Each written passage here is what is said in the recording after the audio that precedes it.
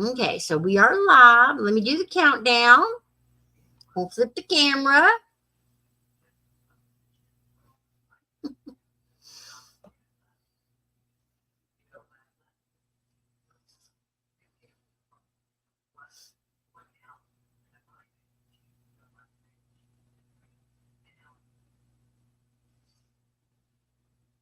All right, and I am going to share the screen.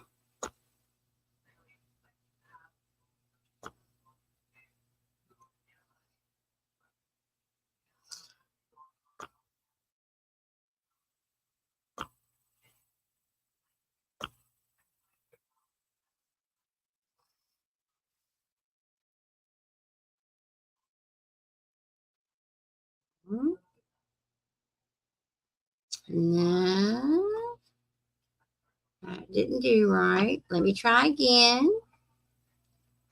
Let's try this again. Present. We're going to share the screen. We're going to share the screen. We're going to go over here.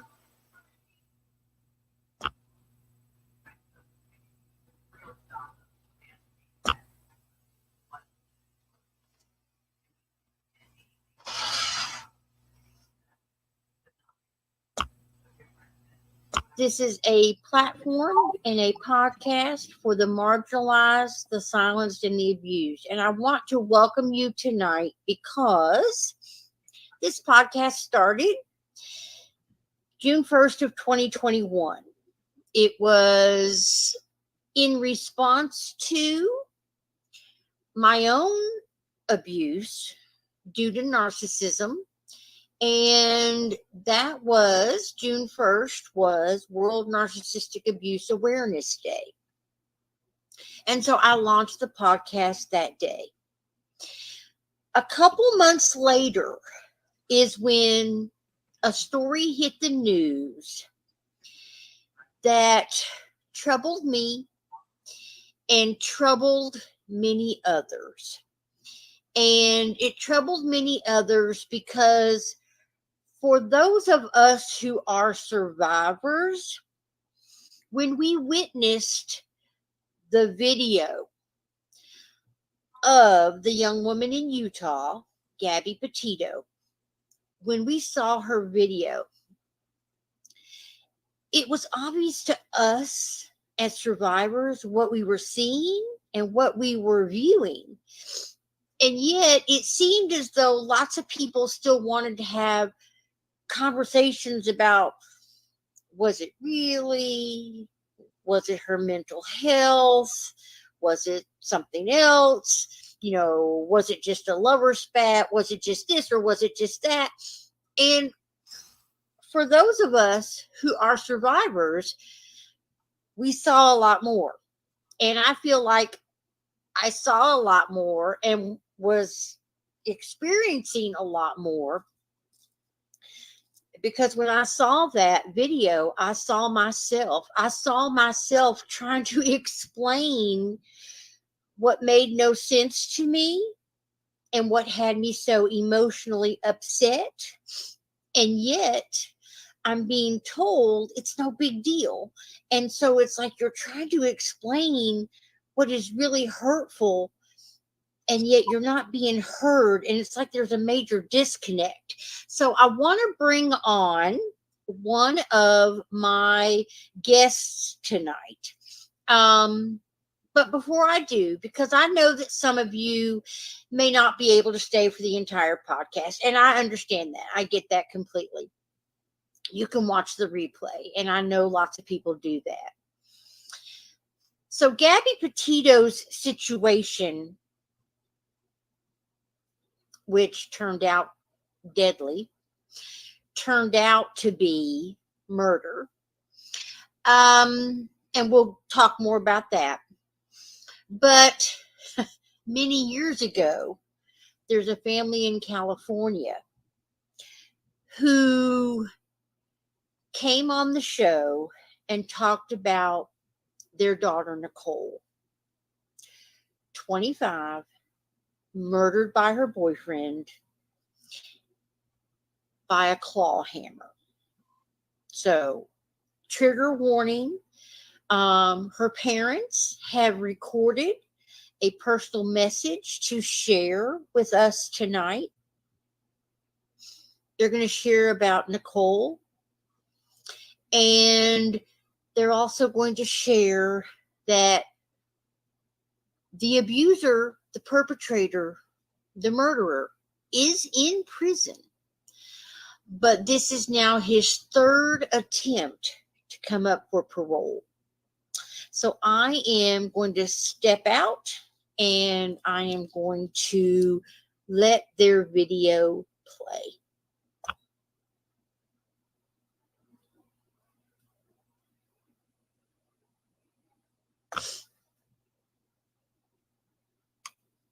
I hope.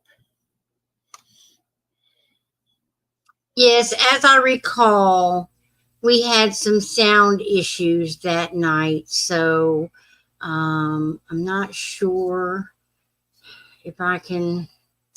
This will take a couple of minutes. In fact, I will tell you, I am going to play a rebroadcast of their podcast as well.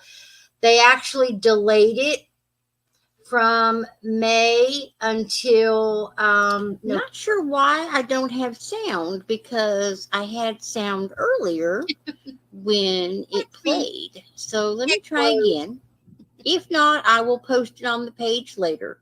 But let me try again. Apart. It's straight up inspirational. In fact, bam! Jazz from State Farm. Nice. I look good in red. Bel Air, now streaming on Peacock, presented by State Farm.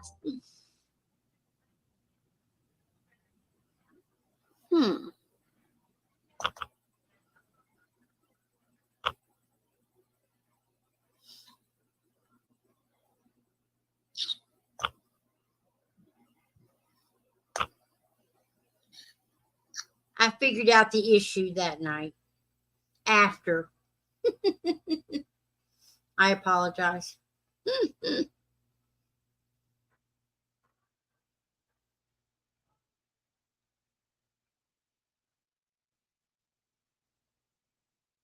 Come on, we need to get past this part.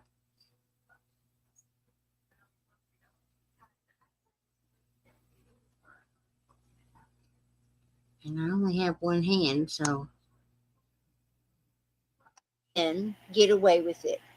And I am aware that men also get abused. Okay? Yes, let me just say that. I do not want to detract from men who are also victims of abuse. I have a cousin, and it was very much a part of his relationship. Mm-hmm. However, the odds are it is mostly perpetrated against women. And our societies have let men get away with it for centuries. My heart breaks for this girl and all like her. You are not alone, no matter how much it feels that way. So as I said, when I saw that video, which I cannot get it to play and I apologize, I saw myself trying to explain what was happening. But I was trying to explain when the police showed up at my home that day. Mm-hmm. I'm trying to explain what's happening. Mm-hmm. And at the same time, I'm trying to protect, and I don't want him to go to jail. And so you're stuck between, you're crying because my perpetrator has posted the videos online the police took that day. And while my face is blurred, I know what I'm doing. And I see myself crying. And then at the same time, I see myself out on the porch saying, well, do you think you could stay here this weekend and figure out where you're going to go by Monday? Like, I'm going back and forth, and I am so upset. I can barely process. I want things to just be over. I want things to just stop. but they haven't stopped for 39 months. The police are standing right there in my presence, and I still cannot formulate the words that say, I'm scared, I'm confused, I don't know what is happening, I don't want anything bad to happen. And so when I saw that video, that's what I see. I see such a young girl trying to explain, I feel scared, but I love him. And it's like, what? It's like you want the police to tell you what you should do, and they're asking you what you should do. It's like when you go to the doctor and they say, well, what's wrong with you? And you're like, but I'm at the doctor. Aren't you supposed to figure out what's wrong with me? And yet you're the one saying, well, I have a headache, or, I feel tired all the time. And they talk to you for a few minutes, and then they write out a quick prescription and they send you on your way, and you go home, and a week later you're still tired. So in this situation, their solution was, the police's solution was to separate them that night, to basically put her with the van, right, and to put him in a hotel, right, accommodate him and let things cool off. Let me show you a better picture of, this is her in the van that day in Moab, Utah. And I need to say, her parents have filed a wrongful death lawsuit against Moab, Utah, and also against Brian Laundrie's parents. I believe that, her parents are trying to figure out, where the fault is lying, because she basically, and if you look at the video, which again, I apologize, I can't get it to play. The video, the officer says to her about her face, a little bit of blood on her arm, a little bit of blood on her cheek, and yet then the police are having a conversation with each other about, do we take him in? Is this domestic violence? Can we call it that? Maybe it's just this, or, they just basically minimize it. So I'm going to shut up, because obviously you can tell I'm a little bit triggered, but so this is the picture from the day the police stopped her and Brian in Moab, Utah. This is a selfie she took on her phone. Her parents have now released this. So I'm going to stop. Okay. TeKesha, what do you want to say? This, and excuse me, y'all, was just a yawning. I'm tired, y'all. Forgive me. It's a long day. By 9 o'clock at night, right? Yes, girl.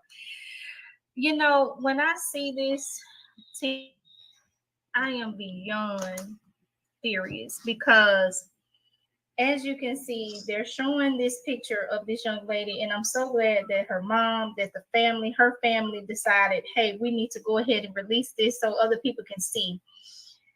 Again, these police officers or any type of law enforcement need to have better training, because in my opinion, this could have been avoided. I'm not saying that the police department or law enforcement is perfect, but if you look at her, right?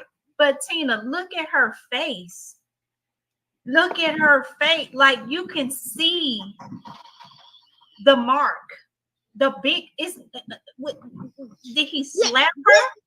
This is not this, and and we know from abuse. Yes. And I feel, even though my own abuse was not physical. Right. It was mental, emotional, financial. But my God, Yes, look at her these face. are the women who cover their face and their Right. arms with makeup. This is Yes. not a small bruise that No. doesn't show. This is a cut. You can see the slap. Yes. I'm talking about, look, you can see What? Look her. right here. Yes. The slap in her face. And you're telling me that the officers, I'm guessing, were they thinking, oh, this was just a fight? That's not a fight. No, and Gabby explains it as she was anxious because she wanted the van to be a certain way, right, because it was a small space and right, she wanted it to stay clean, and right, she was anxious and right, she wanted to take some pictures later of right. the van, and they were on a cross country adventure True. as fiancés. Mhm. And she was taking all kinds of pictures. And at that time, she was a darling of social media because she was happy and young and she was living her best life. And Yes. she and that boyfriend, aka fiance, were out there doing what so many young people want to do, just live life and show it off. Right. And they had left Florida and had been traveling out west for this adventure. And they had been together for a couple of years. And the van belonged to Gabby. And, basically, she said that he got upset because she was anxious. And that's how she's trying to explain, like, my anxiety caused him to be upset. She's taking on the blame. And they then talk to her about, well, they come out later and talk a little bit about her mental health. Okay. What? I don't care what kind of mental health issue you got. A mental health issue for her to, because of her mental health issue, she deserved to get exactly. Exactly. And you're right, Pat. That is exactly what they did. They put him in a hotel and they left her with the van. And let him just go comfortably. And I want to say this for the viewers. This is a perfect example. So, fiance. So, as you all know, the narcissist uses the ring for promise keeping, and to minimize the abuse, because they know that in a woman's mind is psychological. When you think fiance, you're already thinking like a wife. So this is already long term. This is life. We're going to do life together. We're going to make it work. Right. So it's protection for him. And it's so hard to describe the abuse, plus be in love with him at the same time. So I can gather that some similar things has happened before in this relationship. It could have started with control in the beginning. It could have started with just a touch on the shoulder and say, oh, I was just playing. I feel that abuse starts somewhere. I don't think it just happened. Now, it may be some cases that it is. Right. But I don't think this abuse that she's endured wasn't just a one-time thing because they were on a trip. That was already in this guy. And 9 times out of 10, he did something out of character in her mind. And that's why he probably went ahead and proposed to get himself out of the way. Because I can guarantee you, with narcissists, that's what they do. Toxic people, when they see you're getting ready to go, exit the relationship, departed, or abandoned, whatever they think, they go with the next best thing, and they will attach themselves to moving in together, getting married, having a baby, moving away from family and starting a new job, helping you to start a new job as though that's a good thing. So I sent TeKesha and Tina, can I say this before we go to that? Yes, go right ahead. You know what, Tina? I think that, and this is just from observation, I'm gonna be honest with you. He didn't look like he wanted to be on that trip in the first place. If you look at him, it's like he was putting on a demeanor that he wanted to be there. He really did not want to go on that trip with her. No, that's one of the things in the timeline. There are a couple of things that are kind of new to me. Like I have kept up with this case. Right. But even now I look back and I realize, wait a minute, what? Like that happened? Like, yeah. Because the media, sadly, and it started around 9/11, I would say we're in a 24-hour news cycle. I mean, basically whatever's big today is gone tomorrow. And so for a moment in time, Gabby Petito was all over the place. We were watching the video over and over and over again. And, we saw some analysis or analyzing of the video. I didn't hear very many people in the beginning talking about or saying the phrase domestic violence, although it was in the police video, which I didn't catch the first time that I watched it. And like I said, I'm so mad that I can't get the video to play. So next week, if I figure it out, we'll play it next week. Okay. But I didn't realize that in the video, the police are talking a little bit about domestic violence and saying, well, should we call it a domestic violence charge? Should we go ahead and take them both in? And I'm like, you all got to. And I was like, was I sleeping during this? Because I didn't even hear that. So there's a little, but again, the media picks up on what they want. I mean, I was a journalism major. I know that sometimes they pick up what they got video of, and they leave out some things they have video of because they want the story to basically go a certain way. Right. And so I understand when people say the media has bias, because if they've got coverage of the accident where no one was killed, God forbid, and they don't have coverage of the shooting, they're going to go with the accident because they got footage. I mean, it's just they're driven by ratings. Okay, they're driven for money, for advertising dollars. It is what it is. It's the world we live in. Right. As I always say, good or bad, right or wrong, real or imagined, it is where we are. So in this timeline, okay, to remind people, in June of 2021, and you can follow along so you can cover some too. Okay. June of 2021, they left on their trip. Okay. They planned to travel in her van to the West Coast. They were going to visit some state and national parks, and that's what they did. So they left, and she maintained regular contact with her family during the travels.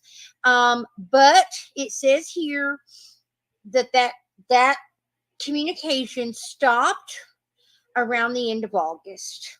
Okay. In August is when Moab, Utah police stopped them. Okay. Now, are you following along? Do you I was trying to, and I'm trying on my iPad because my phone is. Mhm. Hold on, let me go back in. So it says here that the officers described them as having engaged in some sort of altercation. And See, it says, although the two are described as getting into a physical fight following an argument, both the male and the female reported they are in love and engaged to be married and desperately didn't wish to see anyone charged with a crime. oh I'm like, TeKesha, how much plainer can you say it? what? The police were right there and said it. And then a friend of mine, she would go off on this next statement because it says, at the officer's suggestion, the couple separated for the night, according to the report, which describes Petito, the young woman, as confused and emotional. But, and it says, I mean, this is what he wrote in the report. After evaluating the totality of the circumstances, I do not believe the situation escalated to the level of a domestic assault as much as that of a mental health crisis. What? Sir Daniel Robbins writes in his report, no charges are filed. Hold Blew on. my mind. That's it. I was done. Hold on. Let's just go back here. It was escalated. Do not believe the situation escalated to the level of domestic assault as much as that of a mental health crisis. You're telling me her face looked like this on my face, like this, like somebody took their whole hand and not only slapped me, but gripped my face like this. Yeah, and because remember, she says he did this to her. Right. And you can see it at the bottom here. Yes, you can see at the bottom of her jawline, but you can also see a line right here. And look at all. Come on. And I would have said, okay, yeah, this might have been, I'm not going to say domestic violence. It wouldn't have been domestic violence. And I'm not saying like for the fight wise, okay, if it was such a altercation that they got in this domestic, they got into this altercation because they were upset with each other. When he have bruising and you know what I'm saying? When he have some, because when someone gets in an altercation, I don't care how small it is. If it's physical, there's gonna be signs. I saw no signs of it on him. No. And the thing is, I want to say, and of course, you know, the time, you know, the timeline. It was in Moab, Utah, because it says right here, the caller who made the phone call said, as they were driving by, the gentleman, yes, was slapping the girl. So then we stopped, the caller added. They ran, which means the van ran up and down the sidewalk. He proceeded to hit her, hopped in the car, and they drove off. Okay, that's equivalent to saying, I saw someone, and this may be a little far-fetched, but it's equivalent to saying, hey, I saw someone, I'm a caller, I call, hey, I saw someone throw somebody in the back of a car. It's appearing that they may, be kidnapping them to kill them. I don't know. I saw a gun in their hand, but I'm not sure. So this report goes and they stop the person and they say, oh, do you have somebody in the back of the car? Or even if someone's in the back of the car, they can like physically see their hands bound. And then they say, oh no, that's just my girlfriend. And the thing is, and I am laughing in nervousness because I can't imagine that I, as a cop, would have just said, "Oh, okay." Like that's it. Like I'm not gonna like ask you lots of questions. Right. And I'm not gonna and what amazes me is even if you don't know or can't figure out what exactly is going on, take them down to the station. Exactly. Take them both, keep them separate. Yes. And you know what? This is where, and I know there's lots of controversy out there, and I'm going to say it out loud. Equity and justice will always be first on Love Over Coffee. Yes. And so that is when you bring in, whether you agree with defunding the police or whatever you want to call it, that is when you bring in a mental health professional and you let them talk to him and to her. To figure it out if this is truly a mental health crisis. Because if it is a mental health crisis, when you want to help this person and they get evaluated at a hospital to make sure that not only this person saved her life, TeKesha. Yeah, they could have. Because in their mind, and then sometimes, and I don't like saying this all the time, but sometimes these cops are lazy. You know, I'm friends with police officers and they make jokes sometimes and they'll tell me, you know, I don't even feel like writing this report up because they have to write an extensive report and they were like, you know what, sometimes I just let it go because I don't feel like writing a report. Well, and as Shirley is saying, the caller said they saw her being hit by the man and they ignored that up on the sidewalk. Yes, so that means and then they let him go. They saw her being hit and they let her go. And the reason why they were swerving because he was so busy hitting her and she probably was defending herself. I mean, who's gonna sit there and let someone hit them?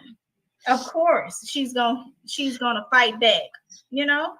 But then we go back to while she's trying to explain, she's obviously upset. She's crying. They describe her as being confused and emotional. And they don't want to find out more. Right. They just want to basically say, well, y'all just need to be separated for tonight. We'll put him in a hotel and they leave him in the van or leave her in the van.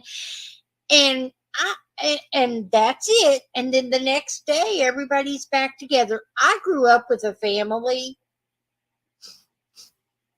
in my neighborhood where every week there was some sort of serious physical altercations going on between the husband and the wife.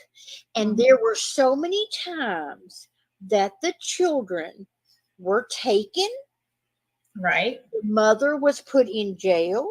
The husband was taken to the hospital, or vice versa. One time, the husband bit off half her ear and all this kind of stuff.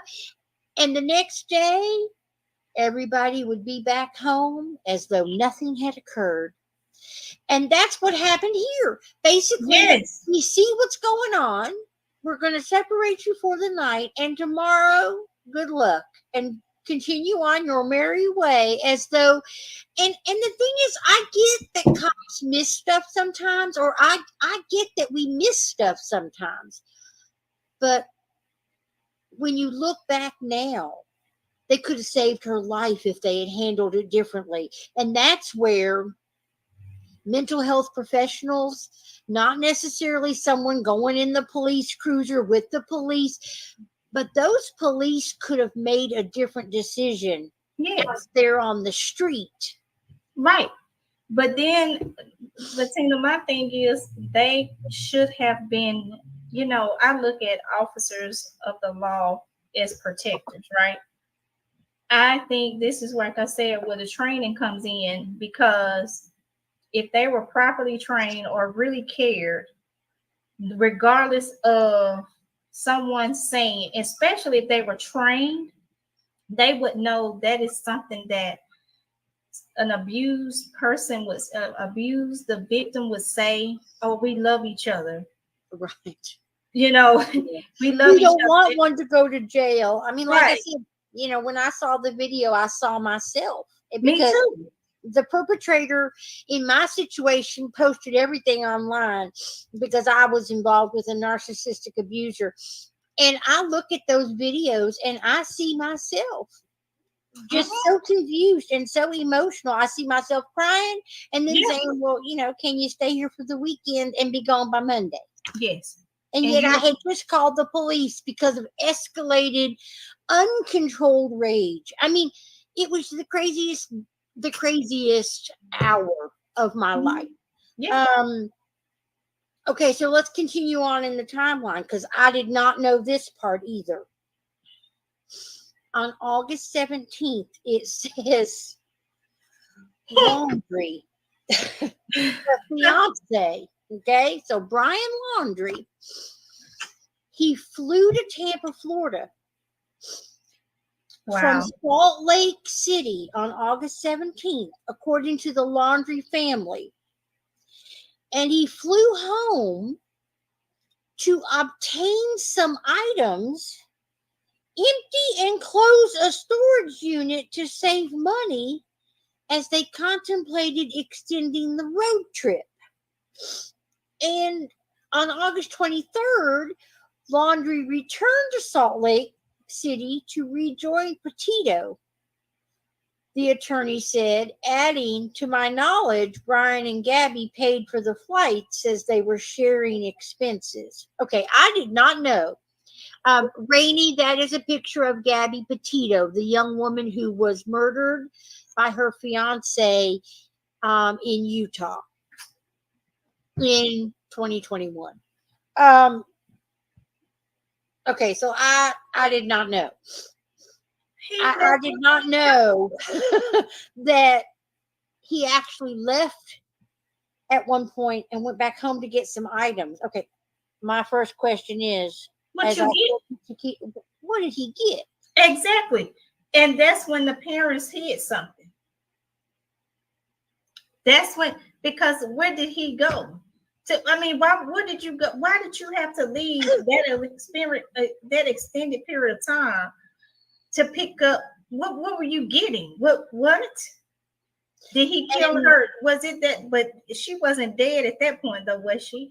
Well, then it says on August 27th, a Louisiana couple vacationing in Jackson, Wyoming, said they saw Petito and Laundry involved in a commotion.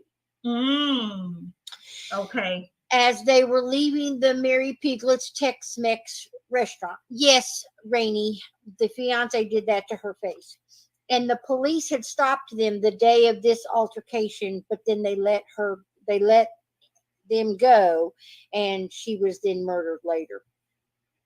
So it says that Nina Angelo, who was at the restaurant with her boyfriend, said Petito was in tears and Laundry was visibly angry, going in and out of the restaurant several times and showing anger toward the staff around the hostess stand. A restaurant manager told CNN she saw an incident at the restaurant August 27th, but declined to give her name or describe what happened and said the restaurant did not have surveillance video of the incident. But the police had stopped them earlier, and in my opinion, had enough evidence then. Mm-hmm. But here we are, basically, 2 weeks later? We're looking at August 12th until August 27th. We're looking at basically 2 weeks And now they're seeing another altercation, but they have no video. So nothing happens. So again, people, individuals that's watching this, that is signs right there. When they say he was going, didn't they say Laundry was going in and out of that restaurant visibly angry? Mm-hmm. Yeah, Frustrated. he's and the thing is, he is showing a lot of anger toward the staff, Right. and around the hostess stand. Right. That's a flag. You know, a red flag. It's a big red flag. Because if he's getting it's so hard to explain when it comes to those type of abusers. Like I've had victims to say they will literally embarrass them in public. And this is just a sign here. And then they said that they didn't even have surveillance video of the incident. Well, and these are the times when you get to the point where you really can't be in public with them because you never know what they're going to do. Right, exactly. And then you become isolated because then you stay home, okay? Right. You go out. But then you get to the point where you never know how they're going to behave at home either. Right. So you stop inviting people over. Right. So you can't go out and you can't have people over. And so the people who could help you or see something, you're isolating from. Because as much as you love the individual, you also cannot explain what is happening. And we find pressure from our own actions. And I want to say that is not to say ever the abuse is our fault. Right.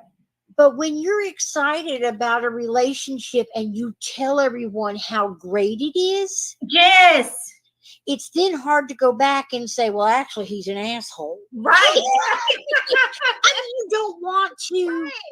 you don't want to then reveal that everything great you said was a lie, because the abuser is telling you no one's going to believe you. No one's going to believe you.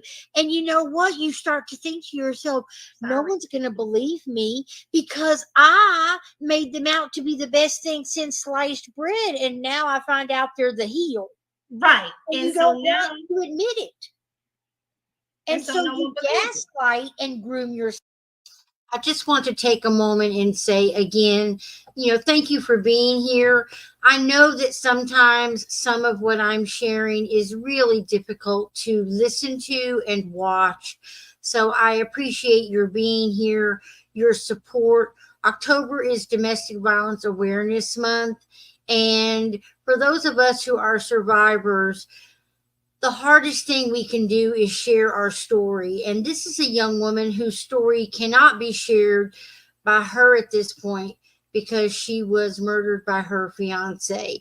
And so this is the young woman whose case came about in September of 2021. And it is what prompted the podcast to do 31 nights to bring about awareness to the issue of domestic violence. And so I appreciate your likes and your loves and your shares. We have a goal of 9 hand hearts tonight. I think we have a poll that's basically what types of abuse is there, and then it just gives a list. It's not really a poll to take choices, but it's more for information. Gabby was 22 years old, and she disappeared in late August, early September, and the case unfolded on the national screen. And I was doing an update on her case in February of 2023. There have been more developments. There have been more developments since this. And TeKesha, the young woman that you see in the video with me, Coach TeKeshia Wade, she and I will be doing a continuation of updating the Gabby Petito case in October 21 of the 31 Nights. So this episode is a little bit longer because it's a long timeline.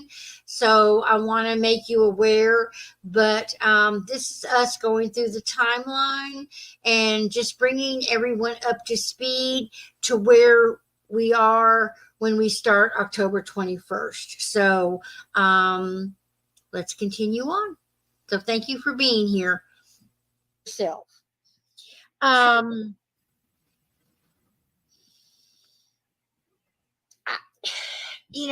Okay, so let's continue on. So Rainey, to answer your question, did they find him guilty? We're going to go on with the timeline. Okay, so the last week of August, Gabby Petito, the young woman, family told police they were last in contact with her during the last week of August. Before that last communication, Petito is believed to have been in Grand Teton National Park in Wyoming. In a news conference in September, Petito family attorney says the family's last communication with Petito was August 30th. But they do not believe the message they received was from her. Right. And it says Stafford, the attorney, shares a timeline of events on September 17th. So on August 24th, Petito FaceTimed with her mother and tells her that she's leaving Utah to go to the Teton Range in Wyoming. On August 25th, there are multiple texts between Petito and her mother. The young woman's family believes she is in the Tetons on this date. On August 27th, there were more texts between Petito and her mother, during which her family believes she was still in the Tetons. On August 30th, her family receives their last text from Petito. They doubt she wrote that text. According to Stafford, the message read, "No service in Yosemite." Also, in September, a woman publicly claimed that she and her boyfriend gave Laundrie a ride on August 29th in Wyoming, and Laundrie claimed he'd been camping by himself for multiple days while Petito was at their van working on social media posts. And in a series of videos posted on TikTok, Miranda Baker said she and her boyfriend picked up Laundrie that evening while he was hitchhiking in Coulter Bay, Wyoming. Laundrie told them he had been camping at a site outside the Grand Teton National Park. And once Laundrie found out Baker and her boyfriend were going to Jackson Hole instead of Jackson, he got agitated, asked that the vehicle stop, and got out near the Jackson Dam, according to Baker. Baker said she spoke to law enforcement about the interaction. The police confirmed to CNN's. Baker spoke with the department before posting the videos on TikTok. Her account is plausible, it appears. The police spokesman, Josh Taylor, said CNN has not been able to independently verify Baker's claims, but it does say that additionally, Norma Jean Jalovic, a seasonal Wyoming resident, told CNN she picked up Laundrie not far from Jackson Lake Dam on August 29th and gave him a ride to the Spread Creek dispersed camping area where Petito's remains were later found. According to Jalovic, Laundrie told her and his fiance, he and his fiance had a travel blog. She was in their van at the camping area working on the blog, and he'd been hiking along the Snake River. Jalovic said she later provided the FBI with that information. Jalovic said that when they arrived at Spread Creek, she dropped Laundrie off before the gate at the entrance of the camping area. She said she offered once or twice to take him farther, but he was insistent that he be dropped off at the entrance. Laundrie then offered her gas money, but she declined.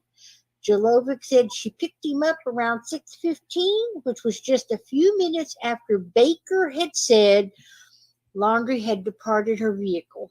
What are your thoughts, TeKesha? You know, as I'm listening to it, because I was following along too, Tina, I'm thinking to myself as I'm listening and I'm reading along,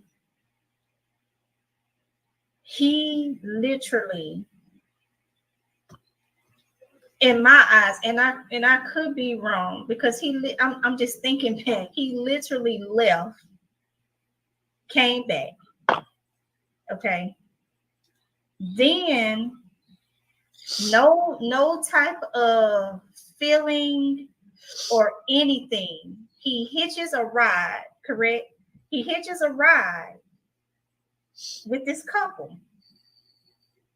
Think about it. It makes you think, what's this plan? Right. I mean, because at that point he has separated himself from the van. He has separated himself from Gabby. Right. So at some point we know that Gabby is found dead. Her remains are found near where this all is happening with these couples. It's almost like, I hate to say it, but there were so many missed opportunities. Right. Like people were right in their space and face and place and still missed the boat. It's like, how do you know, and the thing is, I mean, and was she dead? I'm guessing she must have been deceased at that time. Do you think that her body was in the van for a couple of days? So, okay, my first thing was, did he go home to get something to kill her with? Did he go home? Oh. Did he go home to get something to help him dig a hole? What did he get? Because and sadly, we haven't finished the timeline. Right. Okay? Because we know that we'll never know. Think about it. We'll never know. I mean, we'll never know because well, like I said, we haven't finished the timeline. But for Rainey, who hasn't heard much about this case, he ends up killing himself. Right. So at some point, Brian Laundrie, her fiance, he kills himself and he's found dead as well. So at some point in time, did he leave Utah to go get something from the storage unit and he needed money?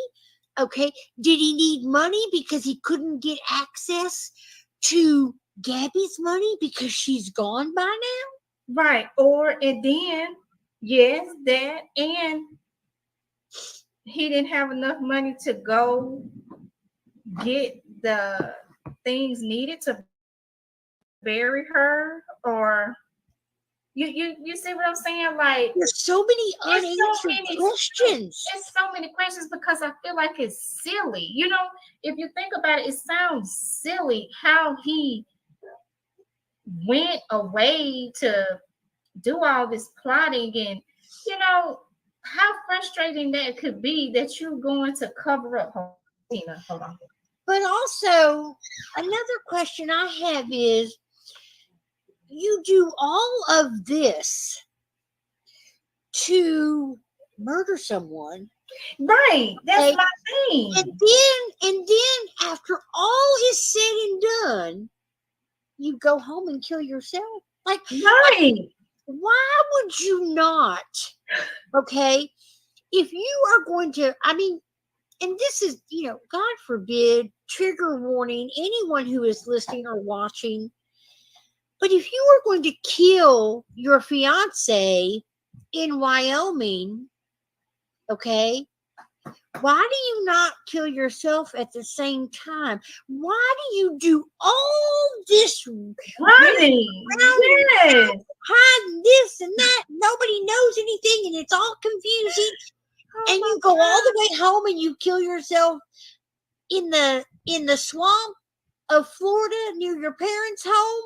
His family knew something. Oh, listen. I don't care what they say. God, they knew something because he probably confided in his mom. Yeah, the whole issue. I mean, so the Petitos, the young woman whose picture is on the screen, the young woman, her parents have filed a wrongful death lawsuit against Moab, Utah, because they stopped her and her fiance, and the decision was that it was not domestic violence and that they would separate them for the night and just let him go to a hotel, let her stay with the van, and the next day they all got back together and it was one big happy, let's just continue on our trip.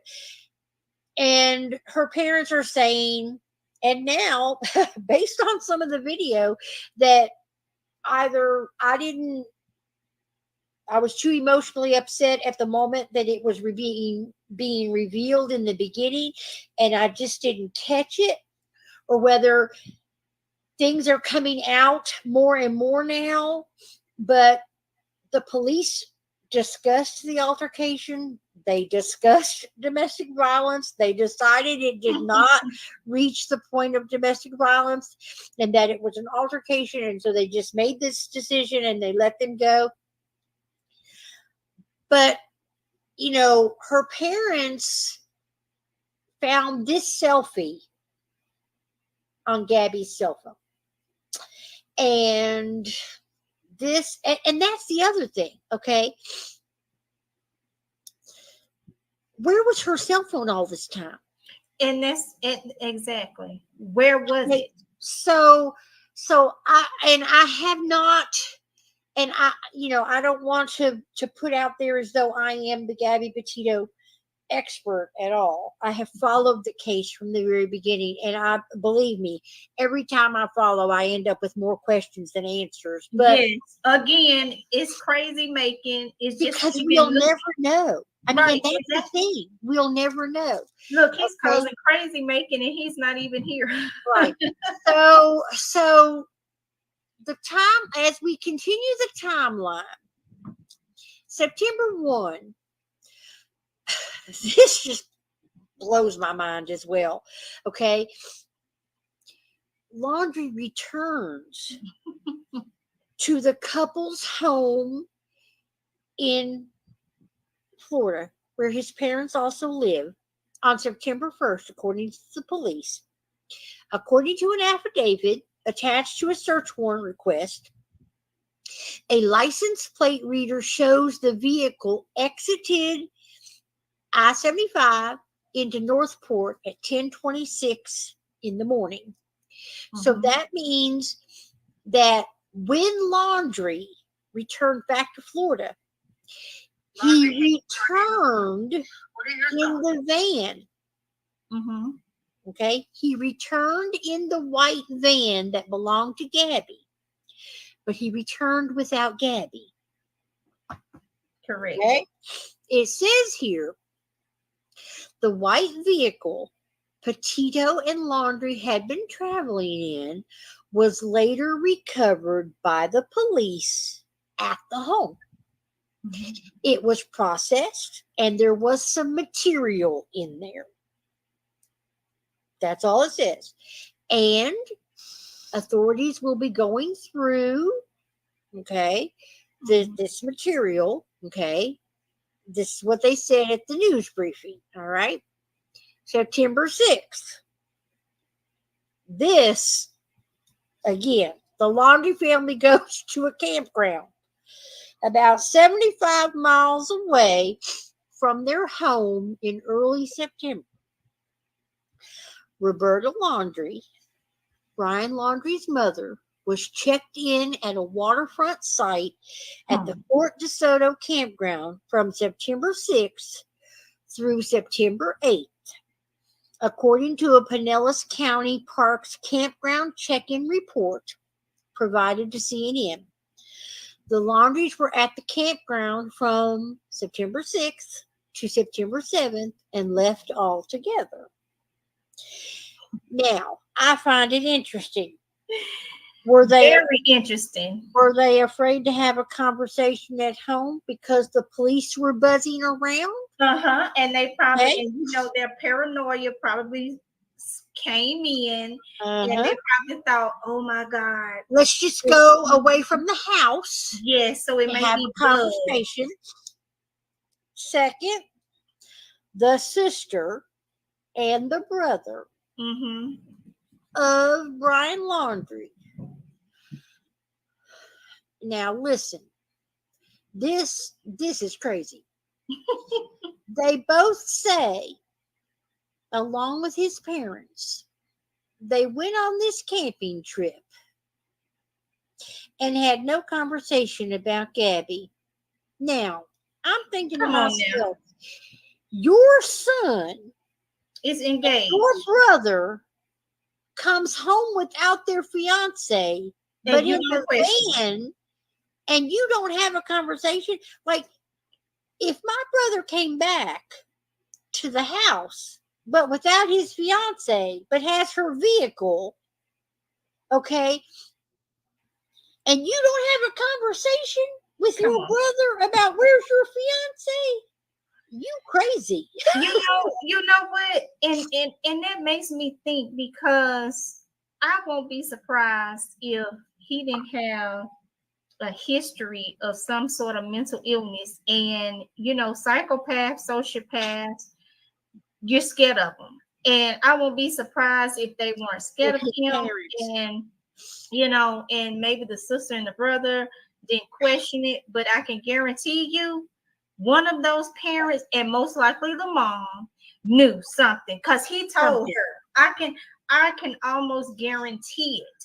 And or they've had experience with him in the past, having some type of angry outbursts, as we saw him doing when they were the witnesses said he was in and out of the restaurant angry.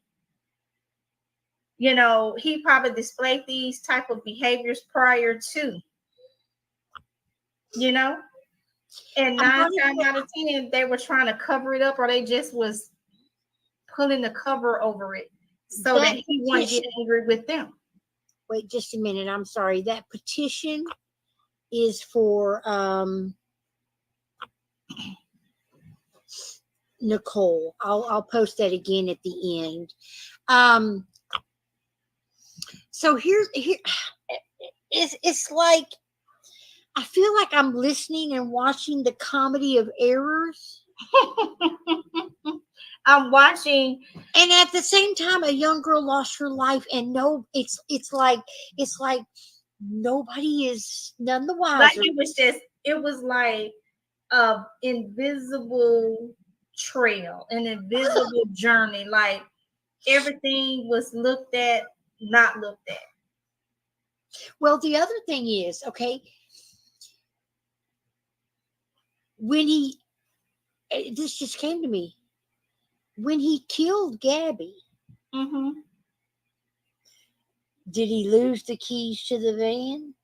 You know what? Did he have to go back home to get another set of van keys? Because that makes sense. Because I'm thinking, why go back and forth like that? What are you doing? What are you doing? Because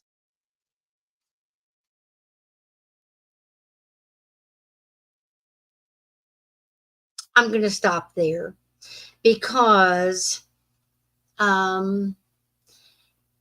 The interview with TeKesha and the timeline is probably about another 45 minutes long.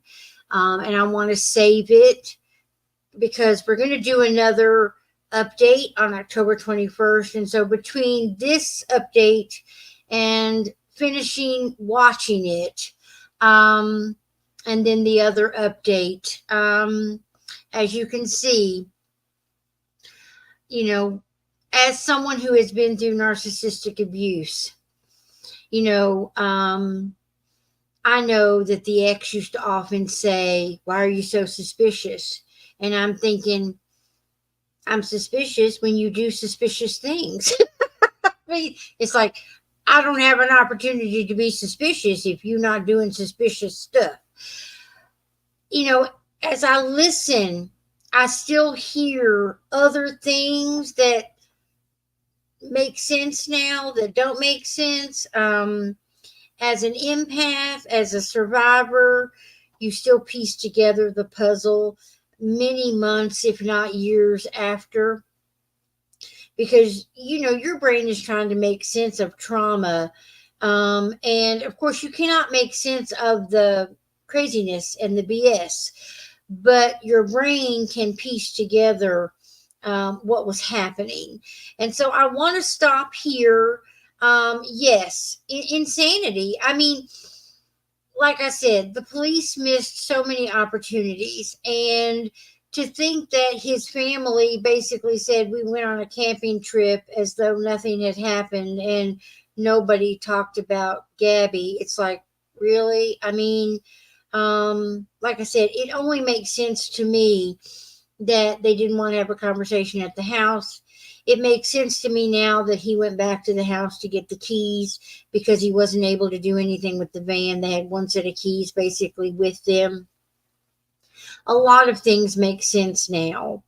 The family of Gabby Petito, they have now sued his parents. The lawyer that was their lawyer is no longer their lawyer. There's been a lot of developments. So I do want to take a moment. Tomorrow night will be a live broadcast. My guest tomorrow night will be Danae Hartman. She is a young woman on TikTok who became involved in a domestic violence situation at age 19. I will tell you that violence in relationships among teenagers is a growing number. And I think many times we excuse it as it's just a lover's bat. They're young. They're not really in love. They're jealous, this and that. But it does not change the name violence. It does not change the control. It does not change you can only wear what I say you can wear. You can only talk to who I say you can talk to. You can only be where I say you should be. It does not change the control. It doesn't matter the age. It doesn't matter the length of the relationship. And it doesn't matter how long you've known each other. It matters about the control and the red flags. And so, again, I want to thank you for your love and your likes and your shares. I want to, of course, thank you for your presence. I know that these are hard conversations, and I know that these conversations are tough to hear and tough to know and tough to believe and tough to understand. Thank you, Danae. Danae is the young woman who will be our guest tomorrow night. She's quite active on her TikTok in regard to the domestic violence and the PTSD that she has endured. And so we will hear more about her story tomorrow night. Like I said, 19 when she was involved with the individual. She is now 23. 4 short years is 4 short years to try to overcome what you have endured. And I'll be humbled and honored to share her story tomorrow. So thank you, Danae, for being here, and welcome in. Tomorrow night, 9 p.m. Eastern Standard Time, we will do night number 10 of Love Over Coffee, Voices Now Heard. This is a platform and a podcast for the marginalized, the silenced, and the abused. And this month we are doing 31 nights to bring awareness to the issue of domestic violence. I will be with Danae tomorrow. I will tell my own story on Wednesday the 11th. I have some other guests coming up as well. And I'll finish this podcast on a night that we don't have a guest. But also, I want to finish this podcast before TeKesha and I come together on October 21st to give you further updates about this case and a couple of other high profile cases of domestic violence in the news. So, thanks, everybody. I really appreciate your presence here, and I hope to see you back tomorrow night, 9 p.m. Eastern Standard Time. We'll see you on TikTok. And thank you, Danae, again for being our guest tomorrow evening. So have a great night, everybody. Thanks again. Love you all. Take care, and peace, love, and light. Go drink some coffee and take a break. Do something fun. For my crafters, go craft. I love y'all. Thanks. Bye. For those of you who are watching,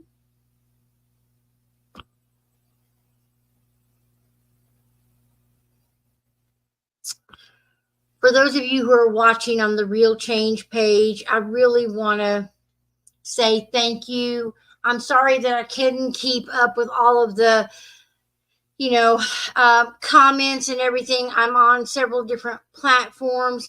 TeKesha, we will finish this podcast in the next few days, and then we will be prepared on October 21st to bring people up to speed about not only this particular case, but also a couple of other high-profile cases that have been in the news more recently. So thanks, everybody.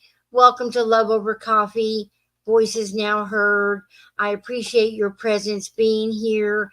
And thanks again. See you back tomorrow night, 9 p.m. for Danae Hartman's story. Thank you. Good night. Bye.